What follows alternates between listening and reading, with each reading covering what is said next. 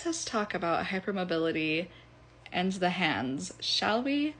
I have hypermobile Ehlers-Danlos syndrome, and one of the things that they will look at to help diagnose hypermobility disorders such as hypermobility spectrum disorder or hypermobile Ehlers-Danlos syndrome is the flexibility in your hand. It's hard for me to show what a normal hand would look like, and I think my hand is like a good and interesting hand to talk about this with because I have quite small hands. I've been told I have like little mouse hands. There's a Roku remote for scale.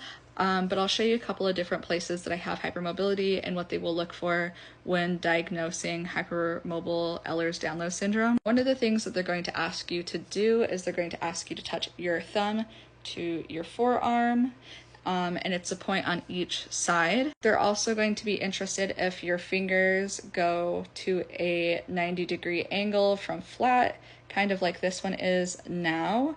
And as you can see on the joints, not only can you have hypermobility inside these joints here, these joints can also have a level of hypermobility, and there's kind of a spectrum to how those exist, as well as my thumb. Your thumb is not really supposed to be shaped like that.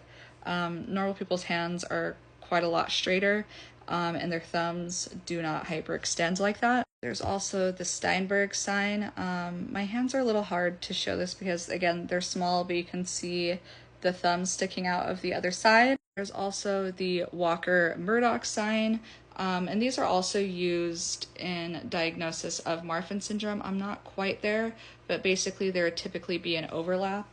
My wrists are a little, I don't know, doughy, I guess, but that's another sign that they may look for when they're looking for mobility and the hands.